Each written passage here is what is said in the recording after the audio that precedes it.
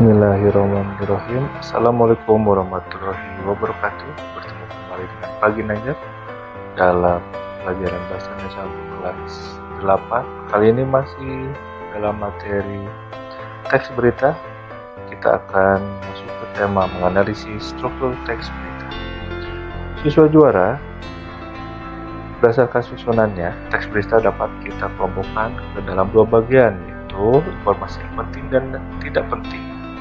Informasi penting disebut juga pokok-pokok informasi atau unsur-unsur berita utama yang terrangkum dalam rumus 5W tambah 1H.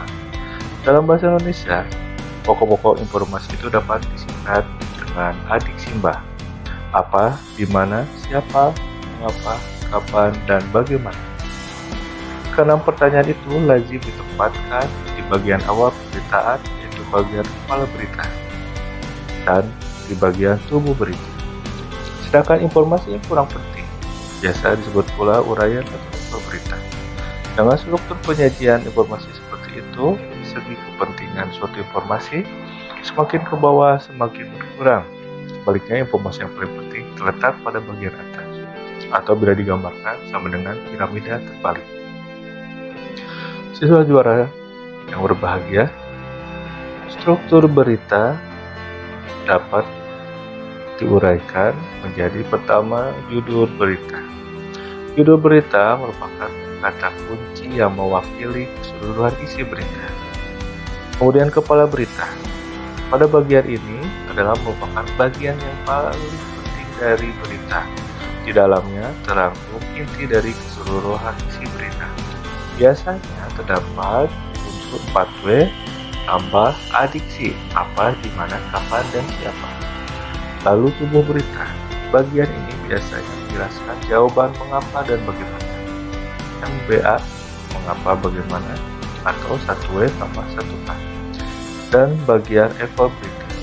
Ekor berita berisi informasi yang kurang penting dan berfungsi sebagai pelengkap. Biasanya terdapat pada paragraf terakhir. Bagian ini berada setelah kepala dan tubuh. Perhatikan contoh berikut ini. Judul berita. Perkembangan kasus COVID-19 di Secapa AD Bandung, sisa 71 orang yang masih terpapar corona. Kemudian di bagian kepala berita, perhatikan contoh berikut ini. Tribunjabar.id Bandung. Beberapa pekan lalu, Kepala Staf Angkatan Darat Kasat Jenderal TNI Andika Perkasa mengumumkan ada 1.308 orang positif corona di lingkungan Secapa AD. Kepala Dinas Penerangan AD Kadis Penat Dirjen TNI Nepra Firdaus melalui keterangan tertulisnya pada Sabtu 8 Agustus 2020 mengatakan bahwa hari ini ada penambahan jumlah pasien yang sembuh dari corona. Hari ini jumlah yang sembuh sebanyak 21 orang. Jadi total yang menyatakan negatif dan sembuh menjadi 1.237 orang atau 94,6%, kata Brigjen TNI Nepra Firdaus 8 Agustus 2020.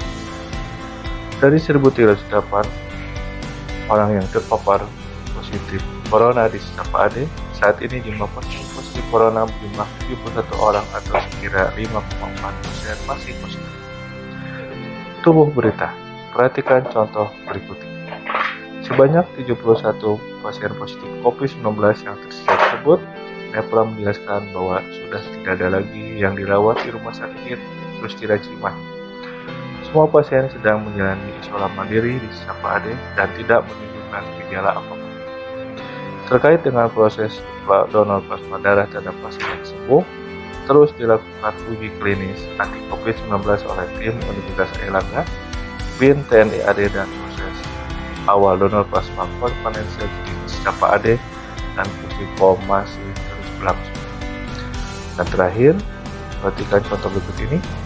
Total mantan perawat Secapa AD pendonor terapi plasma konvalesen sampai pagi ini jumlah 43 orang. Namun proses screening gelombang berikutnya masih dijalankan. Sumber Tribun Jabar. Itulah anak-anak struktur yang biasa terdapat pada teks berita. Mudah-mudahan kalian bisa menganalisis dengan cara berlatih. Bapak sudah punya satu teks berita yang judulnya Indonesia mampu produksi alat rapid test per unit harganya 75.000. Kalian tinggal menentukan bagian kepala, tubuh berita, dan ekor berita. Jadi, kalian baca, kemudian tentukan ada di paragraf mana bagian kepala, tubuh, dan ekor. Kemudian paparan isinya seperti apa yang menyatakan bahwa bagian-bagian itu merupakan bagian kepala, tubuh berita, dan ekor. Bila sudah, silakan nanti bisa dikirim sesuai dengan yang diperintahkan dalam modul ini. Terima kasih atas perhatiannya.